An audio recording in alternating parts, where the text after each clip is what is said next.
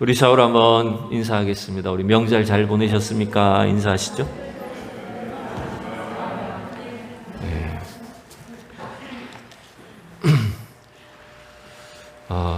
이렇게 1년에 몇 차례씩이지만 우리가 명절을 또 보내고 또 가족들하고 또 함께 시간을 갖는 게 여러분 이거 굉장히 중요한 일인 것 같아요.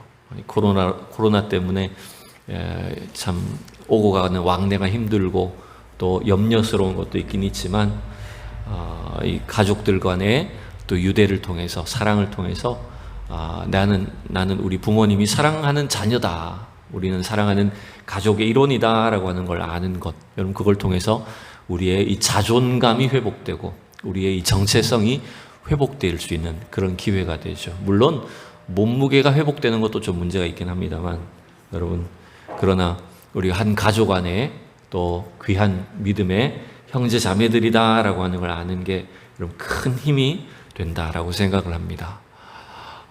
출애굽기 이제 오늘 우리가 6장 말씀 읽었는데 지난 5장 말씀에서 드디어 이제 모세와 애굽 왕 바로가 이제 첫 번째 대결을 했죠.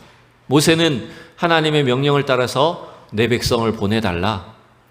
그것도 뭐 아예 보내달라고 하진 않았고 사흘길쯤 광야로 가서 하나님께 제사를 드리게 해달라고 요구를 했지만 1라운드 대결의 결과가 어떻게 됐습니까? 모세의 참패처럼 보였습니다. 그래서 이 바로 왕의 그 명령 앞에 모세뿐만 아니라 모든 이제 이스라엘 백성들이 그 바로 왕 앞에 결국 굴복하게 되는 그런 상황처럼 보였죠. 이 바로는 이스라엘 백성들에게 더 힘든 가혹한 노동을 명령을 해서 원래는 벽돌을 만들 때 필요한 모든 재료들을 줬는데 이제 얘들이 너무 편하니까 이런 이야기를 하나보다 싶어가지고 이 벽돌을 만들 때 쓸 짚을 주지 말고 직접 짚을 주워서 벽돌을 만들어라. 그것도 이전과 똑같은 생산량으로 벽돌을 만들도록 이 혹독한 노역을 시켰습니다. 우리가 지난주에 살펴봤지만 이 바로 왕의 그런 명령 자체는 여러분 두 가지의 목적이 있다고 했어요. 뭐냐 하면 이 고난을 통해서 우리가 세상 앞에 굴복하도록 만들려는 겁니다. 이 세상이 주는 어려움과 고난을 통해서 우리가 하나님을 따라가는 것보다는 이 세상 앞에 순종하도록 만들려고 하는 것이 이 바로 왕의 목적이었어요. 두 번째 목적은 뭐였냐면 이스라엘 백성들 사이에 내부적인 갈등과 분열이 일어나도록 하는 것이 이 바로 왕의 목적이었죠.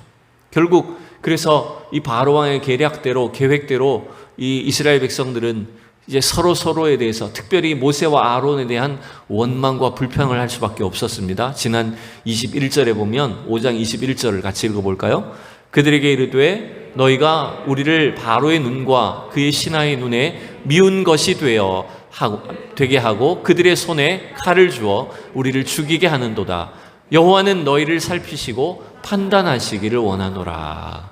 지금 백성들이 막 불만이 커져서 그 모든 화살이 모세와 아론에게 돌아가게 되었어요. 이렇게 되니까 이 모세 입장에서도 여러분 어떻게 될까요? 힘이 빠지는 겁니다. 물론 하나님이 처음부터 바로 왕이 이스라엘 백성들을 보내줄 거라고 하지 않으셨어요. 그럼에도 불구하고 뭔가 하나님이 하시면, 하나님이 역사하시면 뭔가 변화가 일어날 거라고 생각을 했는데, 큰 기대를 가지고 도전을 했는데 이게 여러분 실패로 끝나다 보니까 굉장히 실망해버렸죠. 여러분 우리 신앙생활도 이럴 때가 있습니다. 우리가 뭔가 하나님 약속을 따라서 하나님 말씀을 따라서 이제 내가 새롭게 해봐야 되겠다, 믿음으로 살아야 되겠다 도전을 하고 시도를 했을 때 처음부터 그 일이 이루어지면 얼마나 좋을까요? 여러분 처음부터 전도했는데 여러분 길거리에 처음 만나자마자 여러분 그 사람이 예수를 믿겠다 하고 이러면 얼마나 좋을까요? 근데 어떻게 됩니까? 늘 뭔가 실패로 돌아가는 것처럼 보여요. 모세도 뭔가 자기가 기대했던 것보다 더 힘든 결과를 맞이하게 되었을 때 그는 하나님 앞에 실망할 수밖에 없었어요. 그래서 5장 이제 마지막 부분에 보면 모세가 이렇게 하나님께 조금 원망 섞인 기도를 하는 걸 볼 수 있죠. 우리 22절 23절 읽어봅시다. 시작. 모세가 여호와께 돌아와서 아뢰되 주여 어찌하여 이 백성이 학대를 당하게 하셨나이까? 어찌하여 나를 보내셨나이까? 내가 바로에게 들어가서 주의 이름으로 말한 후로부터 그가 이 백성을 더 학대하며 주께서도 주의 백성을 구원하지 아니하시나이다. 왜 하나님 굳이 나를 여기에 보내셨습니까? 왜 이렇게 하나님께서 구원하지 않고 내버려 두십니까? 이렇게 모세도 여러분 이렇게 좀 실망 섞인 반응을 했어요. 근데 여러분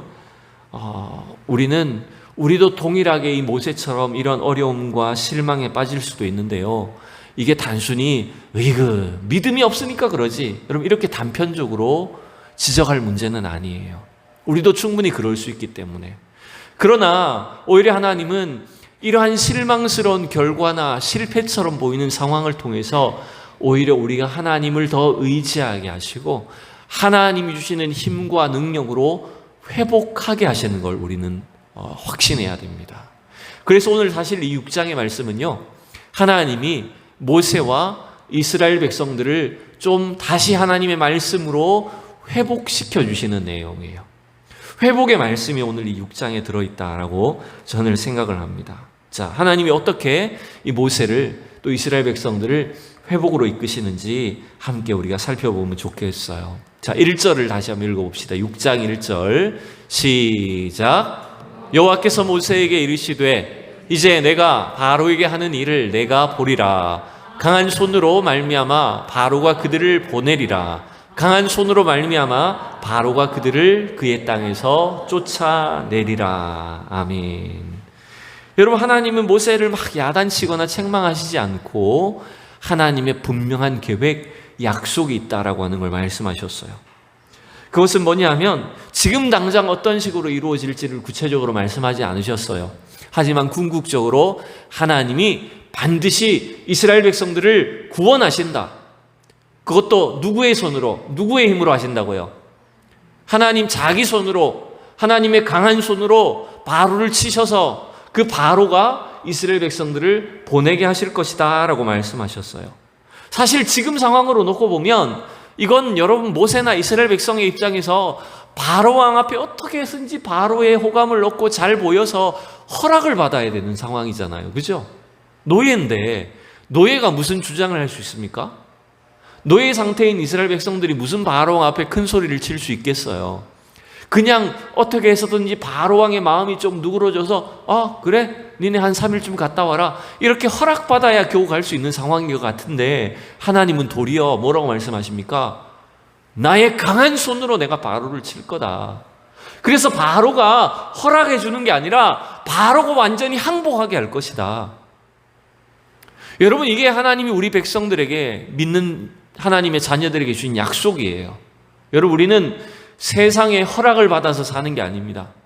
세상으로부터 우리가 뭔가 허락을 받아서 믿음을 생활할 수 있는 게 아니라 하나님의 능력의 손으로 우리를 지켜주시고 우리를 이기게 하시고 하나님의 능력으로 이 세상을 우리가 승리하도록 하신다는 거예요.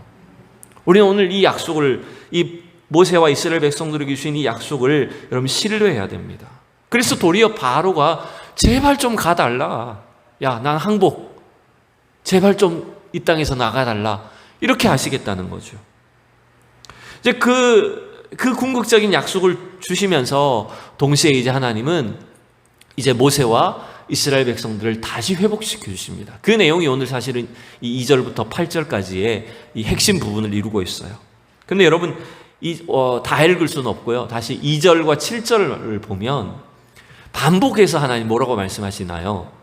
2절 먼저 읽어봅시다. 하나님이 모세에게 말씀하여 이르시되 나는 여호와이니라. 또 7절도요. 너희를 내 백성으로 삼고 나는 너희의 하나님이 되리니 나는 애굽 사람의 무거운 짐 밑에서 너희를 빼낸 너희의 하나님 여호와인 줄 너희가 알지라. 여러분, 하나님이 모세에게 나는 여호와니라 라고 말씀하셨는데, 여러분 이 말씀은 이전에 언젠가 하신 말씀 아닌가요? 모세한테 언제 하셨죠? 출애굽기 몇 장이요? 3장에서 광야에서 양을 치고 있던 목동 생활하던 모세에게 하나님 나타나셔서 떨기나무 불꽃 가운데서 하나님이 자기를 나타내 주셨잖아요. 그때 하나님이 이 모세에게 뭐라고 하셨습니까? 나는 스스로 있는 자다라고 말씀하셨고, 나는 아브라함의 하나님, 이삭의 하나님, 야곱의 하나님, 너희 조상의 그 여호와 하나님이다. 너희가 영원히 부를 이름, 대대로 부를 나의 칭호다라고 하시면서 하나님 자기의 이름을 알려주셨어요. 근데 여러분, 이 6장에서 다시 한번 모세에게 말씀하시기를 나는 여호와니라 라고 말씀하셨고, 그리고 이스라엘 백성들에게도 너희가 이제 내가 바로 여호와 하나님인 줄 너희가 알지라 라고 이렇게 하나님 자기의 이름을 알려주셨어요. 이건 여러분 단순히 모세가 머리가 나빠서 하나님의 이름을 까먹었다는 게 아닙니다. 그게 무슨 말이냐면 이 모세 안에, 이스라엘 백성들 안에 다시 하나님으로 채워지고 회복되어야 된다라고 하는 걸 말씀하고 있는 거예요. 여러분, 그래서 이 하나님은 모세를 회복시키고 이스라엘 백성들을 회복시키기 위해서 나는 여호와다라고 이렇게 말씀하신 거예요. 3장에서 모세를 회복시키신 것처럼 바로 왕과 대결에서 그 1라운드 대결에서 실패한 모세와 이스라엘 백성들에게, 실망한 사람들에게 다시 하나님은 자기 자신을 나타내심으로 인해서 그들을 회복시켜 주셨어요. 여러분, 우리가 이 땅을 살면서 우리의 믿음이 회복되는 것, 이 땅에 많은 시험과 어려움이 있지만 그 속에서 우리가 믿음이 회복되어서 신앙생활을 할 수 있는 것은 뭐냐 하면 우리의 일이 잘 되는 것보다, 내 계획과 내 일이 성공하는 것보다 여호와 하나님을 만나는 데 있다는 걸 여러분 기억하셔야 됩니다. 하나님을 만나는 데서부터 우리의 신앙이 제대로 출발할 수 있고요, 실망한 자리에서 회복할 수 있다는 거예요. 80세 된 노인이 된 모세를 다시 회복시키셔서 그에게 이스라엘 백성의 구원이라고 하는 그 사명을 주신 것이 뭐냐 하면 여호와 하나님을 만나는 데서부터 출발이 된 겁니다. 여러분이, 우리 오늘 성도들 이 시대 속에 살면서 우리의 믿음이 회복되는 것, 우리가 다시 한번 뜨거운 기도로 하나님을 섬기고 하나님의 백성으로 마음껏 일할 수 있는 것이 뭔지 아십니까? 우리의 외적인 환경보다 우리가 갖고 있는 조건이나 건강이나 물질이나 우리의 환경적인 문제가 아니라 우리가 여호와 하나님을 만날 때 그 일이 이루어진다는 거예요. 하나님이 누구신지를 나의 하나님으로 경험함으로 인해서 우리의 신앙이 회복되고 우리의 사명이 회복되고 우리 인생의 본질이 회복된다라고 하는 것입니다. 그래서 하나님은 지금 이 실망한 모세와 이스라엘 백성들에게 나는 여호와다라고 알려주셨어요. 그리고 너희가 여호와인 줄 알게 될 것이다 라고 이렇게 말했어요. 지난 시간에도 말씀드렸죠. 안다라고 하는 단어가 특별히 구약 성경에서 이 안다는 단어가 쓰일 때는요, 이건 지식을 말하는 게 아니라고 말씀드렸어요.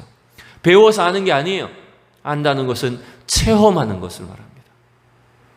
이 실패처럼 보이는 과정을 통해서 하나님은 모세나 이스라엘 백성들이 하나님이 어떤 분이신지 조상들로부터 이야기해왔던 그 하나님이 바로 오늘 나의 하나님이 되도록 하시는 것입니다. 여러분, 우리 사랑하는 우리 서현의 모든 성도님들과 우리 믿음의 자녀들, 우리가 기도하는 성도들이 나의 하나님으로, 여호와 나의 하나님으로 만나는 그 신앙이 있기를 진심으로 축복합니다.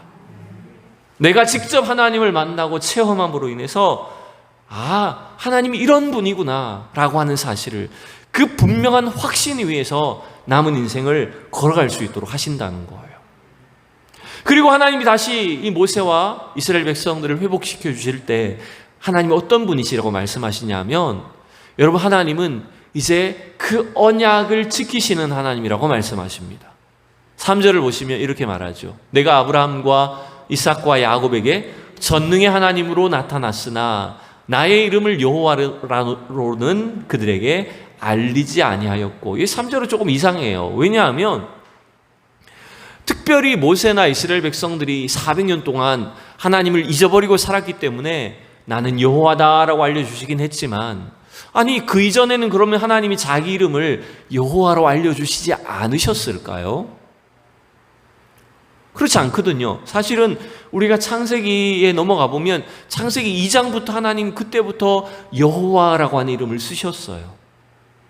그리고 아브라함 때부터 하나님은 자기 이름을 여호와라고 하는 이름으로 자기를 나타내 주셨어요. 그런데 왜 오늘 6장 3절은 나의 이름을 여호와로 그들에게 알리지 않았다고 말씀하셨을까요? 여러분, 이거는 단순히 하나님의 이름을 여호와라는 이름을 처음 들어봤다, 한 번도 들어보지 못했다라고 하는 것이 아니라 이전에 아브라함과 이삭과 야곱에게 말씀하셨던 하나님 그 언약을 이제는 직접적으로 이스라엘 백성들에게 지키심으로 그들에게 어떤 능력을 가지신 하나님이신가라고 하는 것들을 분명히 체험하게 하실 거라고 하는 걸 말씀하시는 거예요.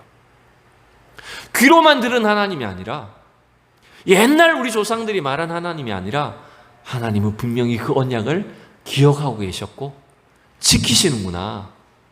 그래서 여러분 4절 5절을 보시면 이제 뭐라고 하실까요? 하나님이. 자, 4절 읽어봅시다. 가나안 땅 곧 그들이 거류하는 땅을 그들에게 주기로 그들과 언약하였더니 이제 애굽 사람이 종으로 삼은 이스라엘 자손의 신음소리를 내가 듣고 나의 언약을 기억하노라. 여러분, 하나님은 오늘 모세와 이스라엘 백성들을 회복시키기 위해서 바로 아브라함과 이삭과 야곱에게 주셨던 그 언약을 이스라엘 백성들은 깡그리 잊어버리고 400년 동안 살고 있었지만 하나님 그 언약을 기억하고 계시고 분명히 지키시겠다라고 말씀하신 거예요. 근데 여러분, 이거 하나님 언약을 지키시는 것도 이래요. 자꾸 우리 인간적인 생각으로 놓고 보면 지금 현재 상황에서 단순히 이스라엘 백성들이 압제당하는 바로왕 애굽 백성들의 그 치하에서 벗어나는 정도만을 생각하기가 쉬워요. 구원이라고 생각할 때. 그죠? 하나님이 나를 이 어려움에서 벗어나게 하실 거야. 압제당하는 이 상황 속에서 우리를 빼내주실 거야 라고 생각하기가 쉬워요. 그런데 여러분, 하나님의 언약은, 하나님의 그 구원의 언약은 사실은 뭘 말하고 있는 걸까요? 7절은 빼내는 것만 얘기하는 것처럼 보이죠. 그러나 8절을 넘어가 보면 달라지죠. 8절을 여러분 보시죠. 시작. 내가 아브라함과 이삭과 야곱에게 주기로 맹세한 땅으로 너희를 인도하고 그 땅을 너희에게 주어 기업으로 삼게 하리라. 나는 여호와라 하셨다 하라. 지금 8절 마지막에서도 하나님은 나는 여호와다라고 자기 이름을 나타내 주셨어요. 그런데 그 이름과 함께 하나님이 이 언약을 반드시 지키신다는 거예요. 근데 그 언약은 어떤 식으로 완성이 됩니까? 그 구원의 언약은 궁극적으로 뭘 말하는 겁니까? 단순히 애굽에서 노예 생활에서 그들을 벗어나게 하는 것이 끝이 아닙니다. 이 세상 어려움이 없어지는 것이 언약의 끝이 아니에요. 그 언약의 마무리는 뭡니까? 최종적인 구원의 결과는 뭘 하나님께서 이루시는 겁니까? 8절을 통해서 보니까 뭐라고 할 수 있을까요, 여러분? 어디를 가는 거예요? 어느 땅으로 들어가는 거예요? 그렇죠. 하나님이 아브라함과 야곱과 이삭 그때부터 약속하셨던 그 약속의 땅, 언약의 땅으로 이스라엘 백성들을 들어가게 하시는 것이 바로 최종적인 하나님의 언약의 목표예요. 구원의 목적지예요. 여러분, 우리에게 한번 이걸 한번 대입해서 생각해 보시면 하나님이 우리를 도우시고 우리를 구원하신다라고 하는 이야기가 흔히 우리는 뭔가 지금 내가 처해 있는 이 현재의 어려움에서 벗어나는 것 정도로만 생각하기 쉽습니다. 물론 어떤 하나님이 우리를 구원하시기 위해서 어떤 사람을 믿지 않는, 믿음이 없는 상황에서 구원으로 이르게 하시기 위해서 특정한 어려움, 질병, 고난 속에서 빼내주실 때가 있어요. 근데 여러분, 그것만으로 끝이 아닙니다. 그 어려움에서, 질병에서 빼내는 것 자체가 목적이 아니라 뭐가 목적입니까? 어디에 들어가게 하는 것이 목적입니까? 가나안으로 들어가게 하시는 것이 목적이에요. 우리의 구원도 마찬가지입니다. 우리를 하나님 이 땅에서 그냥 고난의 어려움을 벗어나서 잘 먹고 잘 사는 정도가 끝이 아니에요.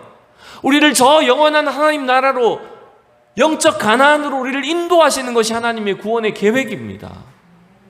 우리는 그 구원의 계획을 믿고 이 땅의 여러 가지 어려움 속에서도 그 과정을 신실하게 인도하실 하나님을 신뢰하면서 나아가야 되는 거예요.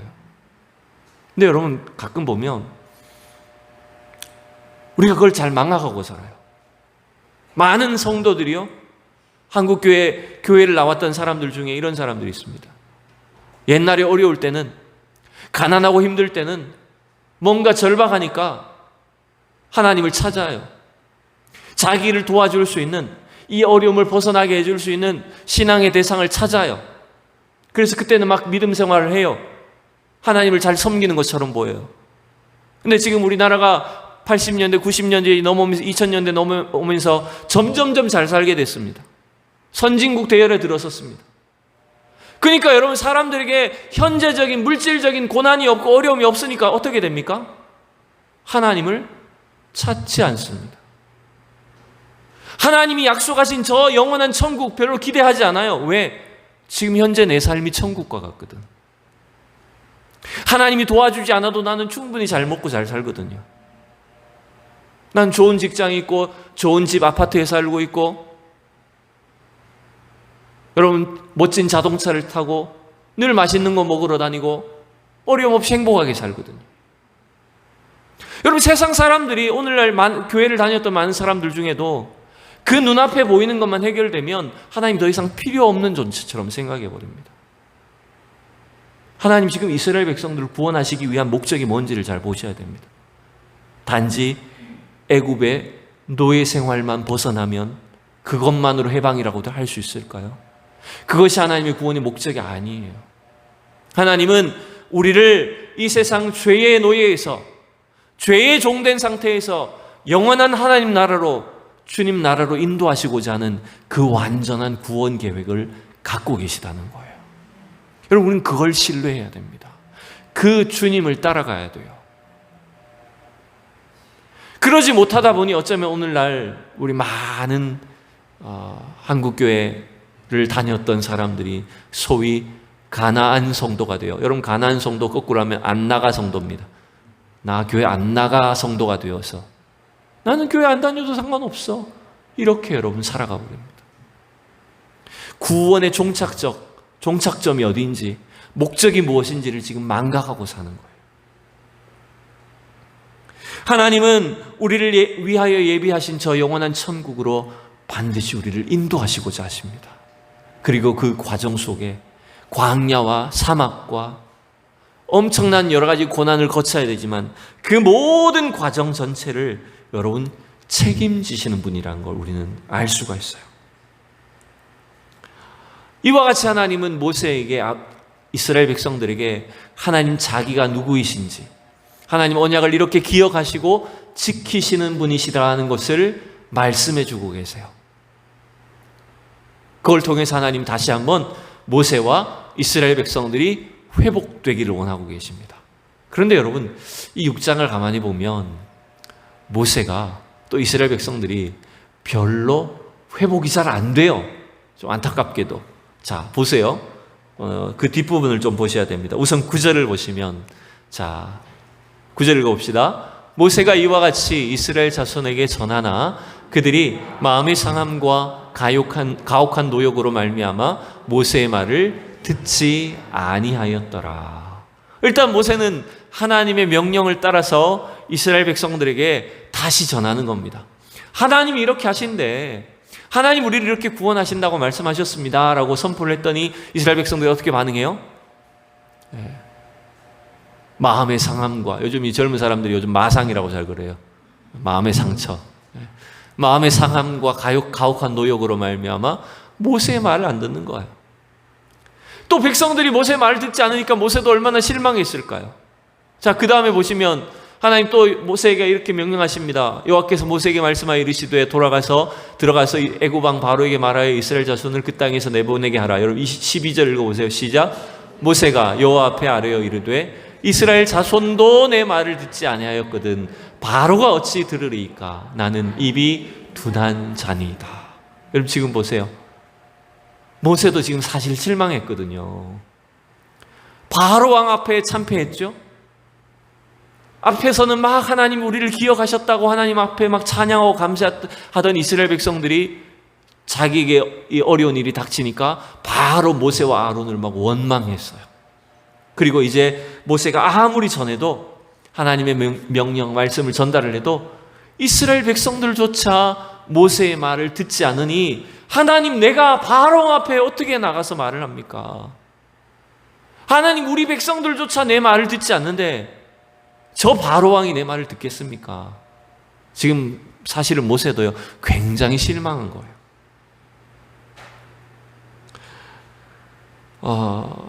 이게 참 어떻게 보면 이해가 되기도 하고 안 되기도 하는 거죠.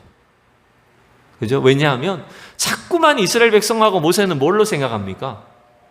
자신의 능력으로, 나의 어떤 말발이나 나의 능력으로 애굽 왕 바로를 이겨야 된다고 생각을 하는 거예요.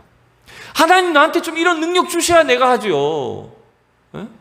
하나님 이런 또 권능을 나에게 좀 주시면 내가 바로 왕을 굴복시키고 바로 왕을 내가 복종시키게 하죠. 근데 내 백성도 말을 안 듣는데 내가 무슨 바로 왕 앞에 말을 하겠습니까? 지금 자꾸만 자기의 능력으로 생각을 하는 겁니다. 이때 하나님이 이제 다시 한번 두 가지 방식으로 이 모세와 아론을 뭔가 회복시키려고 하십니다. 자, 그게 이제 그 뒷부분의 내용인데요. 그 뒤의 내용은 이제 너무 길어서 우리가 다 읽을 수는 없어요. 여러분 이제 나중에 가서 보시면 13절부터 27절까지의 그 긴 내용이 무슨 내용이 갑자기 나옵니까, 여러분? 족보 이야기가 나옵니다. 특별히 14절에 보면 그 야곱의 아들들 이름이 쭉 나오고 모세와 아론의 조상들 족보가 쭉 소개가 되는 걸 여러분 볼 수가 있죠.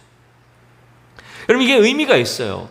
왜 갑자기 족보 이야기가 나왔냐면, 물론 뭐 그냥 우리 후대의 독자들인 우리를 위하여 모세와 아론이 도대체 어떤 계보의 어떤 집안의 사람인지를 단순히 가르쳐주는 의미일 수도 있습니다. 그러나 여러분 또 한편으로 보면 지금 실망하고 막 지금 좌절해 있는 모세와 아론에게 갑자기 족보 이야기를 꺼내신 것은 뭐냐 하면, 하나님이 그냥 우연히 너에게 이 명령을 한 게 아니라는 거예요.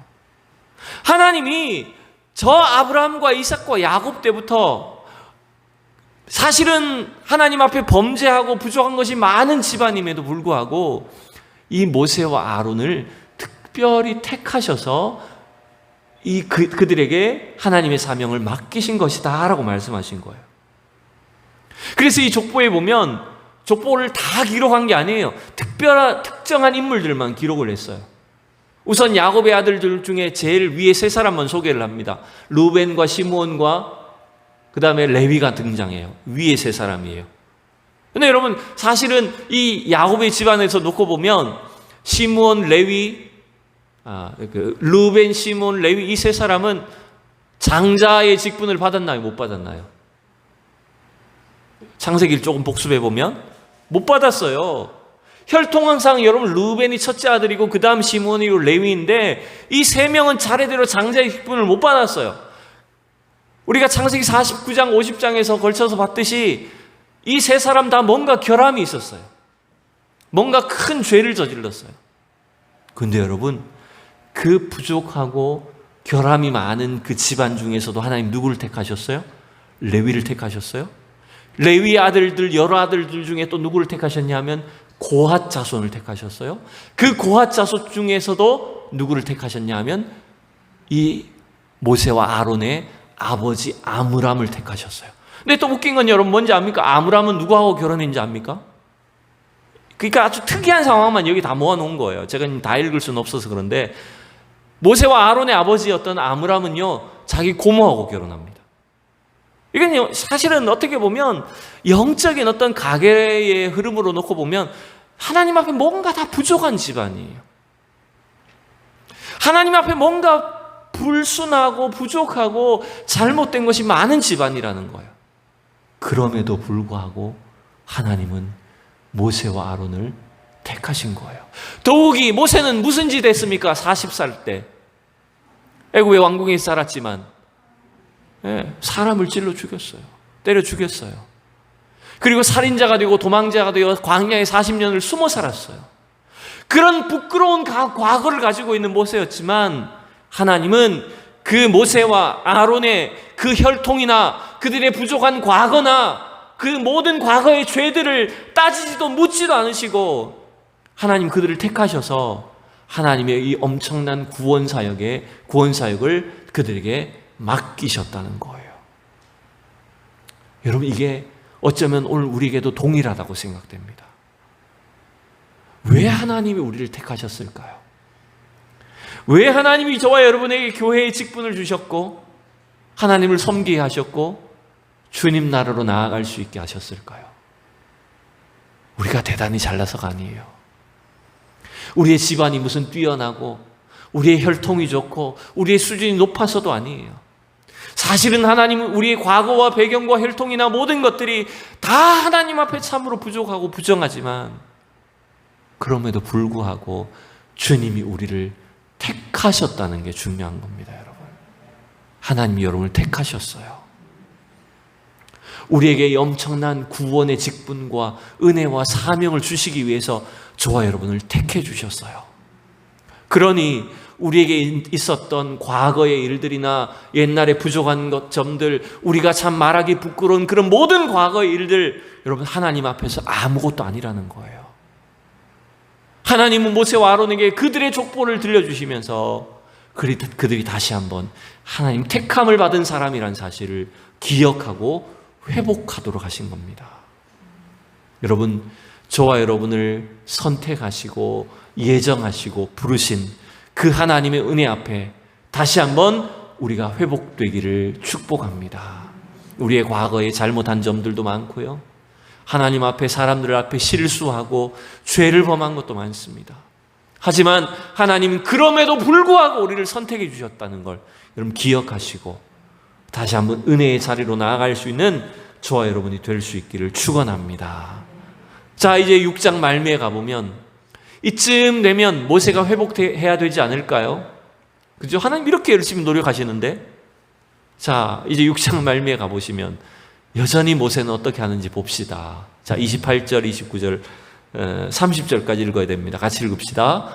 여호와께서 애굽 땅에서 모세에게 말씀하시던 날에 여호와께서 모세에게 말씀하여 이르되 나는 여호와라. 내가 내게 이르는 바를 너는 애굽 왕 바로에게 다 말하라.